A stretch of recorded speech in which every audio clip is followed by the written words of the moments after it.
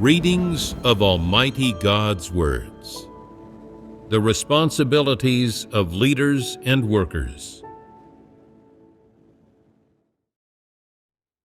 The responsibilities of leaders and workers, 26.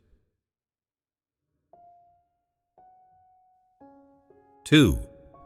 God's people. After fellowshipping the manifestations of loyal laborers, let's talk about the manifestations of another type of people. After hearing God's various exposures and judgments on the corrupt dispositions of all kinds of people, these individuals, by comparison, think more about their own various past revelations of corrupt disposition and the various attitudes toward God and the truth that arise under the dominion of their corrupt disposition. They start to reflect on and know their various manifestations, match themselves against God's words, examine their attitude toward their duty, and examine the various corruptions they reveal while doing their duty and amid the various people, events, and things arranged by God. They examine and know themselves from each and every detail while trying to accept God's judgment, exposure, and discipline. In what ways are these individuals better than laborers? They can proactively and positively accept the truth, God's words, and every corrupt disposition exposed by God. Although sometimes they may be negative, avoidant, or even consider giving up, no matter what, they still possess a drive to make themselves accept the truth. What is this drive? It is this: God's words can change people. As long as one accepts the truth, all these problems and corrupt dispositions can be resolved, and one can then be saved. If I want to be saved, I must cooperate with God's work and accept the truth. For instance, upon hearing the truth about being an honest person, some start to reflect on themselves and see more clearly the deceitfulness and trickery they engage in, as well as their insidious and wicked aspects. They recall their past lies and cheating ways that remain in their hearts or impressions, which play over and over in their minds like scenes from a movie, making them feel increasingly ashamed, pained, and sorrowful. After continuous self-examination and self-reflection, they feel like criminals. They immediately go completely limp and are unable to stand up. They feel that they are not good people but evil ones, and think it is fortunate that they have not directly resisted God, which is indeed a narrow escape. Then they start to awaken, unwilling to fail like this as a person, and make a resolution: I must start anew and be an honest person. Otherwise, I cannot be saved by God. To be saved, I must be an honest person. I absolutely cannot give up now. No matter whether these people accept the truth at an earlier or later time, and regardless of whether their comprehension of God's words is deep or shallow, their attitude toward God's words is not one of disdain, much less is it aversion or resistance. Instead, they actively acknowledge and accept God's words, and then they are always ready to put them into practice. When they act or do their duties, they do their utmost to seek principles in God's words and then consciously act according to these principles. Even if sometimes they cannot find specific principles or grasp the direction, Their intent is to do their duty well, to do it in accord with God's intentions and in alignment with the truth principles. The humanity of these people and that of laborers are mostly the same. There is no distinction between high and low, or noble and lowly.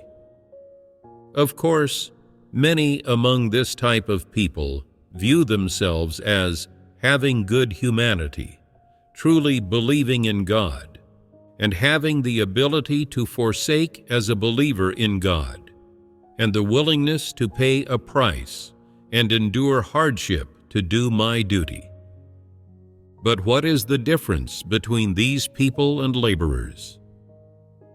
After they hear God's words of judgment and exposure of people, their attitude is not to ignore, not to evade, but to actively and earnestly accept.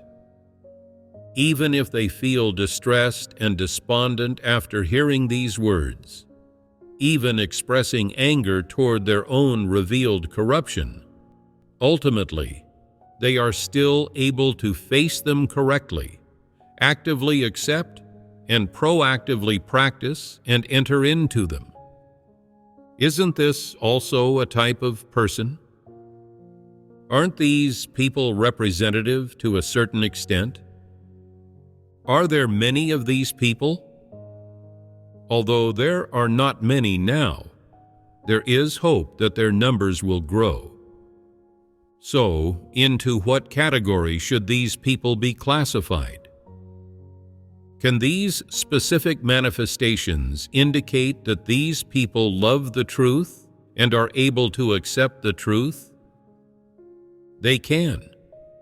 Although some people with poor comprehension abilities accept the truth more slowly, deep in their hearts, they accept the truth and have a mindset of actively entering into it.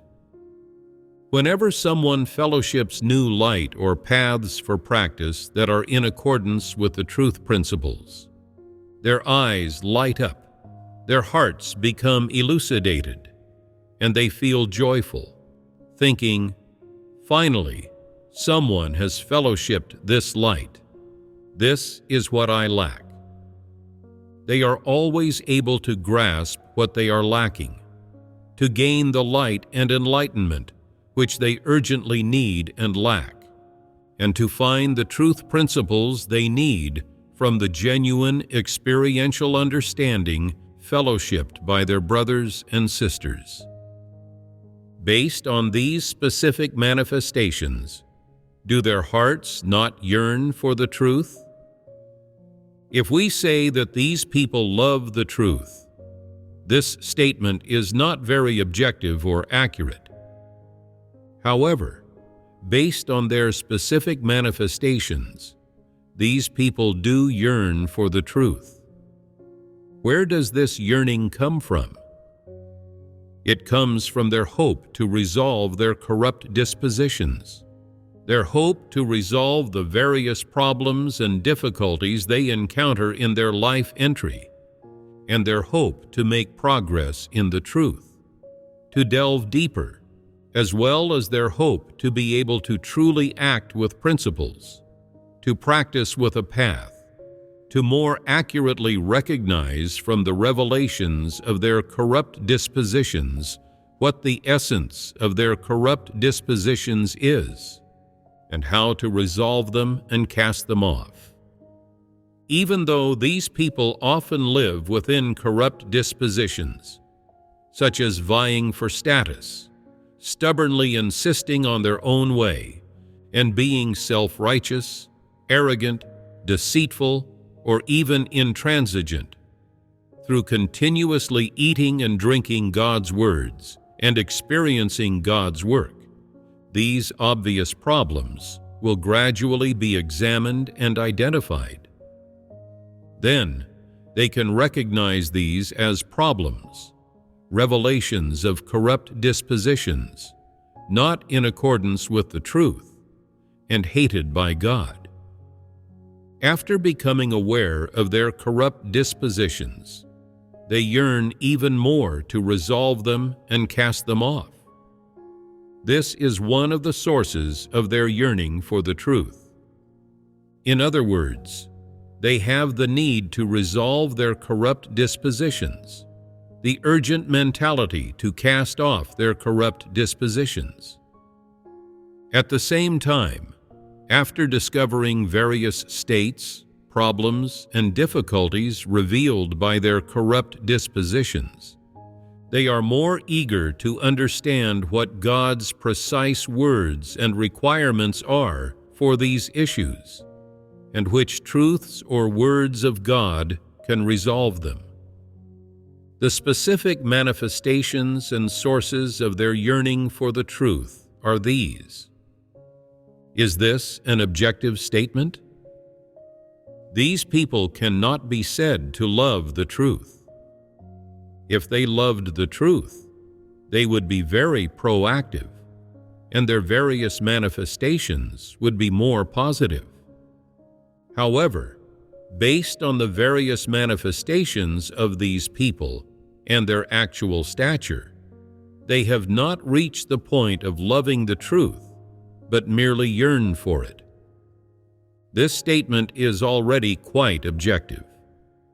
So, looking at the various manifestations of these people, into which category should they be classified? Accurately speaking, these people belong to the category of God's people. This assertion has a basis. What basis? These people's corrupt dispositions are the same as those of others. In terms of humanity, it cannot be said that their humanity is good, nor can it be said that they are perfect in God's eyes. Most of them have average humanity.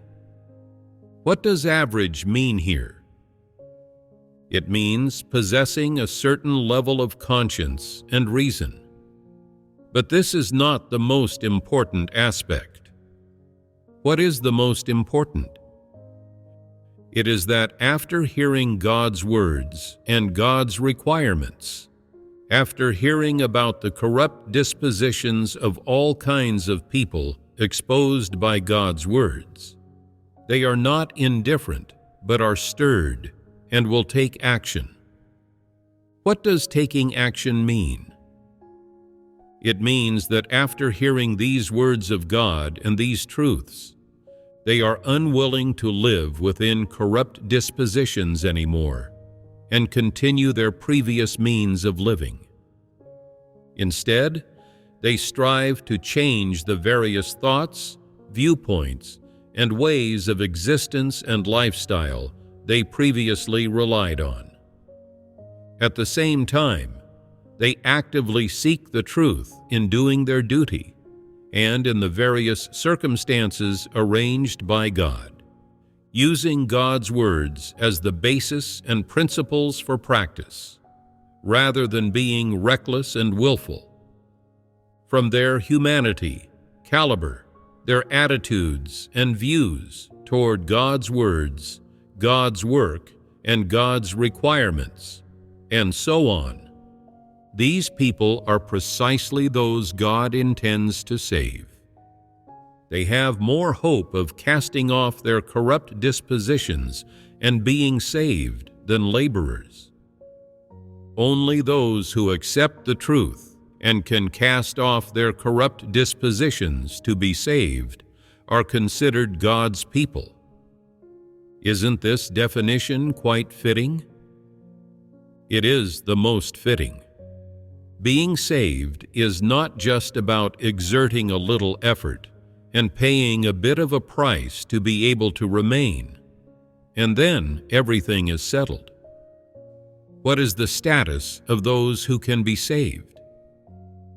It is a status whereby, through accepting and experiencing God's words and work, their corrupt dispositions are resolved. In this process, they come to know God, understand their own corrupt dispositions, and have real and concrete engagements with and experiences of God's words, thus being able to bear witness for God. They are able to bear testimony to God. What aspects of God do they bear testimony about? They bear testimony to God's intentions, God's disposition, what God has and is, God's identity, and that God is the Creator. This is what can be manifested in a person after attaining salvation. Why can people achieve these results after being saved? It's not because they consider themselves as having good humanity, truly believing in God, and having the ability to forsake as a believer in God, and the willingness to pay a price to do my duty, that they achieve this. The sole reason, and the most important point, is that they can accept God's words as their life, are able to practice the truth, to cast off their corrupt dispositions, put aside their original old ways of living and viewpoints on living, and take God's words as their new life.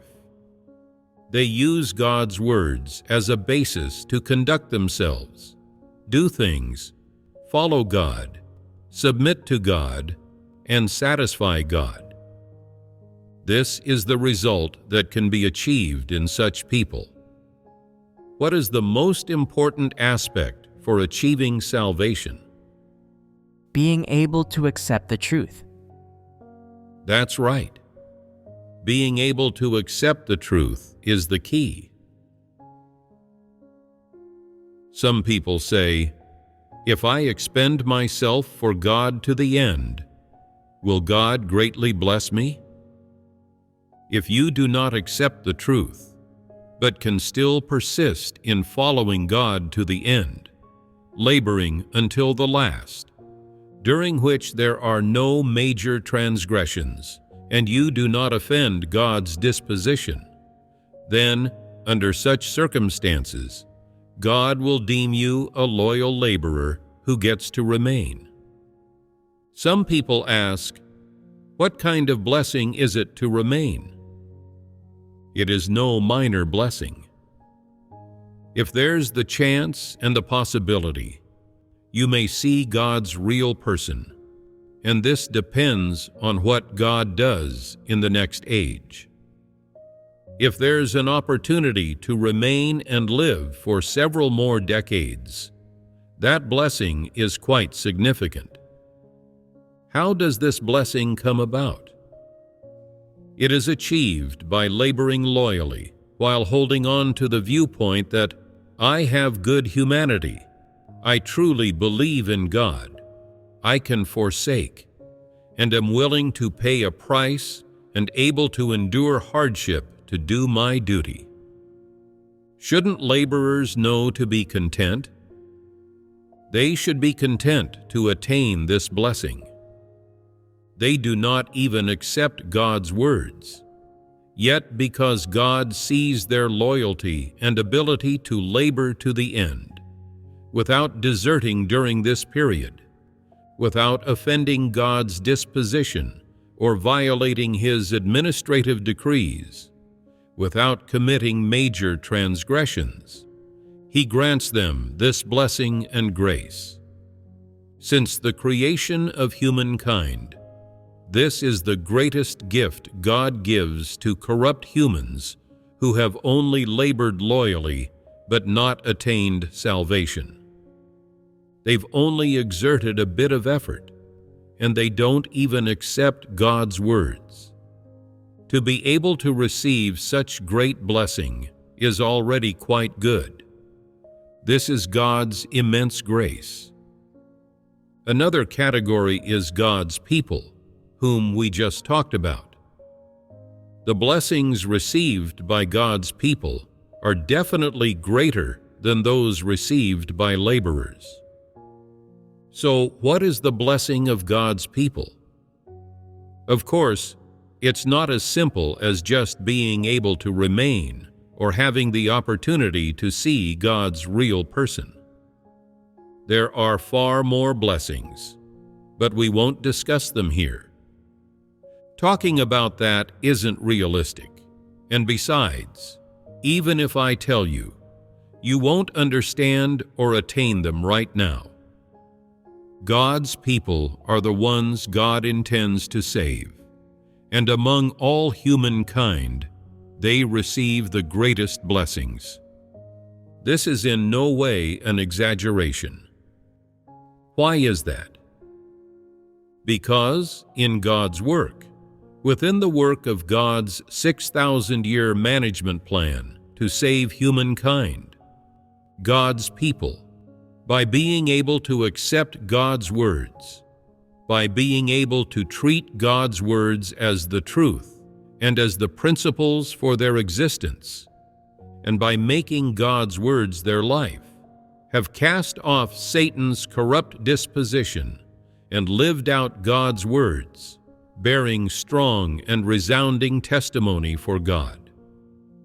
They are able to use that which they live out, their life, to strike back at and shame Satan, able to bear witness to God among humankind, thereby bringing glory to God.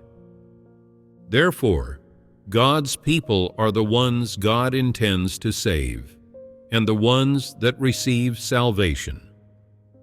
Some people say, since these individuals can make God's words their life, live out God's words, and bear witness to God, does that make them God's beloved sons, those whom God delights in?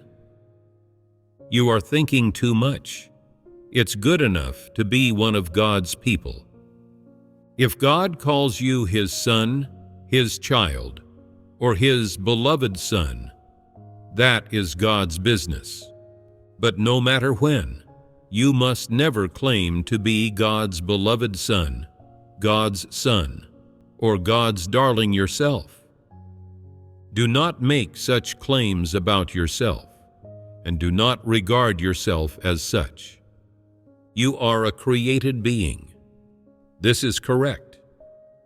Even if one day you are called among God's people, or you have already embarked on the path of being saved, you are still just a created being. If you think this way, it proves that the path you are on is the correct one. If you always seek to be God's beloved son, to be loved by God, to be delighted in by God, then the path you are taking is the wrong one. This path leads nowhere, and you should not engage in such wishful thinking. Regardless of whether God has ever spoken such words or given such a promise to people, you should not regard yourself in this way. It's not what you should try to attain. To be one of God's people is already good enough. God's people are already up to standard as created beings. It's just a pity that you are not one yet. So don't pursue those vague, illusory, empty things. Being able to pursue being saved is, to a certain extent, already embarking on the path of being saved. The primary characteristics of God's people are that they are able to accept the truth, and they exhibit a love for the truth. In the process of experiencing God's work and pursuing salvation, their corrupt dispositions, old thoughts, and various negative states and manifestations related to their corrupt dispositions can be resolved, cast off, and changed to different extents. Then, they can live out God's requirements of being an honest person, a person who understands the truth principles, a person who has loyalty and submission, and a person who can fear God and shun evil. As for how to be an up-to-standard, benchmark person of God, we will not elaborate on that here. That is not the topic of our fellowship today. 3. Hired workers. Aside from laborers and God's people, there is another category of individuals who are the most pitiable among those chosen by God. After hearing the various truths expressed by God and the various words of His exposure to humankind, their behavior, that which they live out, and their pursuits show no change at all. No matter how you fellowship about the truth with them, they remain indifferent. I don't want to change. I will live however I want to live, and no one can control me. You do whatever you want. I don't care. I'm not in a good mood right now, so none of you should provoke me. If you do, I won't be polite. They do not regard themselves with the definite attitude or viewpoint of, I have good humanity, I truly believe in God, I can forsake, and am willing to endure hardship and pay a price. But they exhibit a more definite attitude among the brothers and sisters. What is this attitude? It is, I will act however I want, do whatever I wish. No one should urge me to accept the truth. No one should try to change me. Anyone who tries to urge me to accept the truth is just asking for trouble. And if anyone tries to prune me, I will fight back with my life. They have not the slightest interest in any sentence spoken by God, nor in the work God does. Of course, regarding people's corrupt dispositions and the principles of doing things, as well as the attitude people should have toward God, and the principles that should be observed in interpersonal interactions, which the brothers and sisters mention during gatherings or while doing their duty, they regard them with an attitude of disdain. Some individuals do a duty, but they completely ignore the principles required by God's house, doing things however it is they've planned. Right after you finish fellowshipping the principles with them, they agree to your face, but then turn around and start acting recklessly and arbitrarily, showing their demonic aspect. There are also individuals who look like decent humans on the outside, but when you talk or chat with them, their views are incorrect, their tone is incorrect, and what's more critical is that their disposition is incorrect, making it impossible to have a conversation with them. When you ask them, does God exist in the world? They say, I don't know. You say, this should be done in this way. It's God's intention. They respond, do you find me disagreeable? Are you looking to give me trouble? Are you trying to expel me?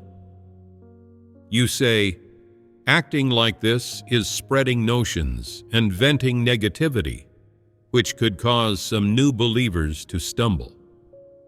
We must adhere to the rules of God's house, and we must be clear about the principles that should be followed in interactions and associations between people. If what is said and done cannot edify or help others, at the very least, it should not negatively impact others. This is the reason that someone with normal humanity should have. They say, talking to me about normal humanity, lecturing me on rules. Who do you think you are? What's wrong with me venting negativity? For every new believer that stumbles, that's one fewer new believer. Saves me the annoyance of having to see them, Talking rules with them is futile, and so is discussing humanity. What about fellowshipping the truth, fellowshipping God's words? They don't listen to fellowship of God's words either. No one dares to criticize them. No one dares to bother or provoke them. Are there such people in the church? Among those who have been cleared out, there are indeed such individuals. Are these people laborers, God's people, or what? They are people who were eliminated Why were they eliminated? for not accepting the truth, for being averse to the truth. This is the essence of the problem. Why then do they not accept the truth? Why are they averse to the truth? What is the root cause? The essence of these people is that of disbelievers. Correct. Their essence is that of disbelievers. There are quite a few disbelievers in the church. But are all disbelievers like this? These individuals, lacking even the most basic human morals and upbringing, are they eliminated just because they are disbelievers? Why are they eliminated? At its root, it's a problem of humanity. These people have bad, malicious humanity. To put it precisely, they lack humanity. Since they lack humanity, what are they? They're people of a devilish nature. How do people of a devilish nature compare to beasts? I think they're even worse than beasts. Some beasts can be obedient and avoid wrongdoing. For example, dogs can be quite good. Some dogs truly make great pets, getting along exceptionally well with humans. They're especially obedient and sensible, understanding everything people say, and they're suitable to be kept indoors. Such dogs are much better than disobedient humans. There are many people who are even worse than good dogs. Then, are they still human? No, they are not human. They are non-human. Many people don't understand human language. It's impossible to communicate with them. They do not accept the truth, no matter how it's fellowshipped. They complain when being pruned, and when they get eliminated, they fly into a foul-mouthed rage, showing no change at all, no matter how many years they have believed. Can such people still be allowed to stay in God's house? They cannot be allowed to stay. In what category should such individuals be classified? First of all, should these individuals be categorized among God's chosen people? If they are not among God's chosen ones, into what category should they be placed? To not be among God's chosen ones, how should this be interpreted? It means that from the perspective of the humanity that they display and live out, it's not just a simple matter of being disbelievers. Their essence is not human. There are many who are disbelievers. Are they all as bad and malicious as these individuals? No. Even among non-believers, not everyone is that bad. Some people possess the most basic moral standards. What about these individuals then? They lack even the most basic morals and upbringing that non-believers have. Their revelations and what they live out, to put it accurately, do not meet the standards of human morality. The essence of these people is devilishness. From the perspective of their essence, then, does God save them? God does not save them. And why is that? Because their humanity is bad and malicious, of a demonic nature, and thus they are averse to the truth and resist it. Actually, putting it this way is elevating them. To be precise, these individuals are averse to and hate positive things, not rising to the level of being averse to the truth and not accepting it. They are averse to, hate, and resist even the most basic positive things. The rules that a person with normal humanity should follow, and the upbringing they should have, are all things that disgust them. Can they accept the truth? They fall short of that. Right. They fall short of that. They are not even laborers. Some people say, since they are not even laborers, what are they considered within God's house? How did they get into God's house? If we were to explain them, to put them into a category, speaking precisely, these individuals are like hired workers or temporary workers brought in from among the non-believers. Is the meaning of this clear? This is their category, as well as the role they play in God's house. They are not even laborers. I do not regard them as laborers. They are not worthy.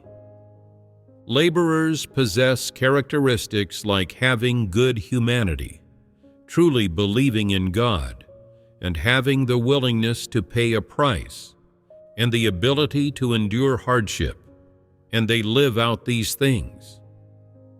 These individuals lack even these qualities, so classifying them as hired workers is already showing them utmost kindness and is very polite. What does it mean to be a hired worker or temporary worker? It means that, due to special needs during particular periods, God's house recruits some individuals who are irrelevant to being saved to complete certain tasks. After these tasks are completed, these individuals' true colors are revealed. God's chosen people have suffered enough from interacting with them, becoming sick of them to an unbearable degree, and have also gained sufficient discernment regarding them. Under such circumstances, these individuals should be cleared out. This is the most appropriate timing for such actions. Was it explained clearly just now how these individuals come about? They are hired workers unrelated to being saved, who are brought in during special periods of church work.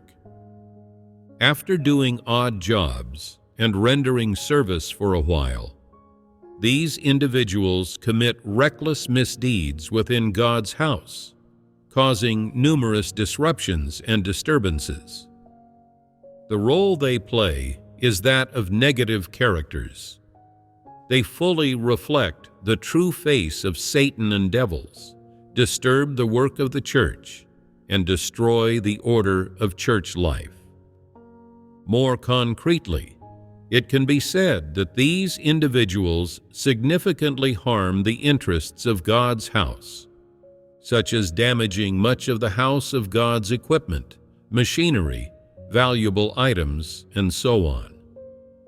It can be said that the actions and behaviors of these individuals have provoked widespread anger.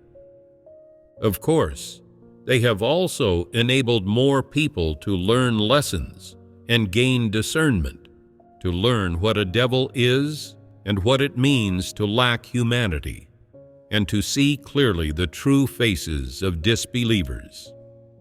They have enabled people to see, in a clear and more concrete way, what the thoughts and viewpoints of disbelievers are, what they pursue, what they aspire to deep inside their hearts, what attitude they harbor toward God and the truth, and what attitude they harbor toward their duties and toward positive things, and even the attitudes these individuals harbor toward certain regulations made by God's house, and so on.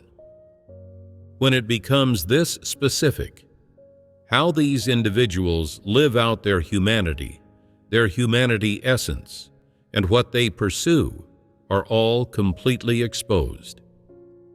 Keeping these individuals in the church then seems redundant.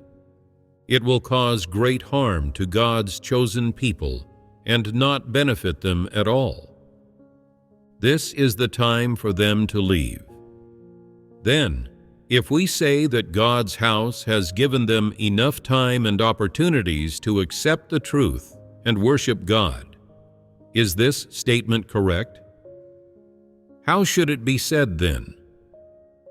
God's house has given them ample opportunities and enough time for them to turn around, but the final result reveals a fact. A devil is always a devil at any time and can never change. This is the fact. Is it possible to make the great red dragon acknowledge God's status and identity? To make these people with demonic nature change and follow some rules? Can this be achieved? They cannot achieve this. Giving them opportunities is not for them to accept the truth, recognize the work done by God, or act according to the truth principles, but to give them chances to turn around. If there were even a slight sign that they've turned around, their eventual outcome might change. However, these people do not know what is good for them. Their demonic nature will always be just that. No matter how much time or how many opportunities are given to them, what they live out and their essence will not change. This is a fact.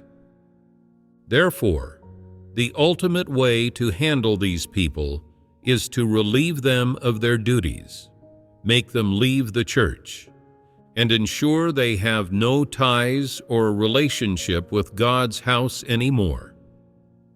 Are there individuals who will be reluctant to see them go and pity them, saying, "These people are still quite young. Given time, they would become excellent.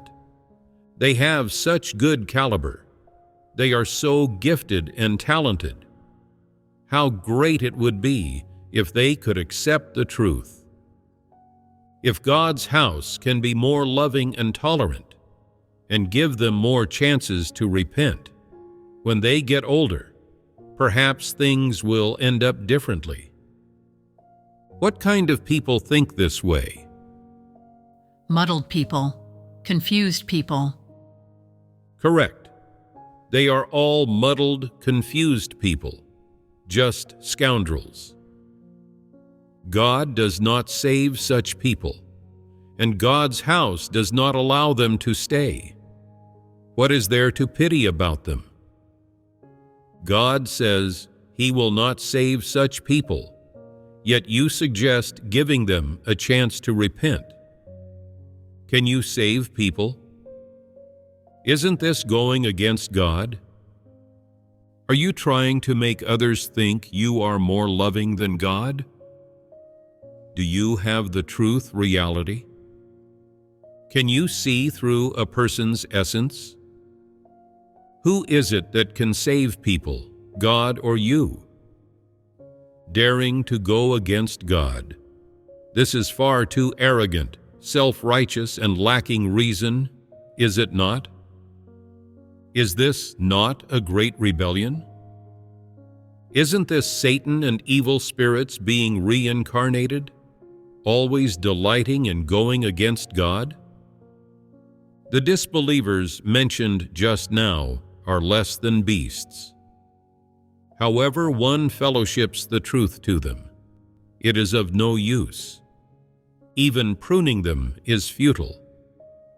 It can be said they have the nature of Satan and will never change. If someone wants to give these satanic types a chance to repent, let them provide for such people. We'll see if they truly have the love. Those disbelievers who do not accept the truth at all are the worst in the church. They are all like beasts, beyond reason and incapable of being saved. Whether in the past or the present, the church's treatment of them has been most appropriate. The church has shown immense patience and tolerance to them and given them enough opportunities. But up to now, they have not changed at all, even intensifying in their ways. In the beginning, when these people come to believe in God with their notions, imaginings, and desire for blessings, they are able to be somewhat restrained, doing their duties with some enthusiasm and zeal. However, ultimately, when they see that believing in God means pursuing the truth, knowing God's work, and submitting to God, and that's all there is to it, their attitude toward God and the truth, as well as their true colors, are thoroughly exposed. What is it that gets exposed? Not only do they lack humanity, conscience, and reason, but they are also extreme vicious, wicked, and brutish. They disdain God and the truth, and even regard the requirements and rules of God's house and God's administrative decrees with hostility and defiance. These manifestations of theirs have intensified the disgust and repulsion God's chosen people feel toward them, and also accelerated the pace at which God's house cleanses them away, ultimately rapidly determining whether they stay or depart, deciding their outcomes and destinies. Their outcomes and destinies were earned by them. They were not brought about because of anyone's incitation or instigation, or because someone forced or tempted these people, and they certainly were not brought about due to objective circumstances. Their outcomes and destinies were self-inflicted.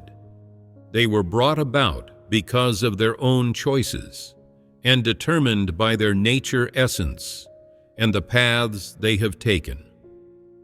The outcomes and destinies of these people have been set.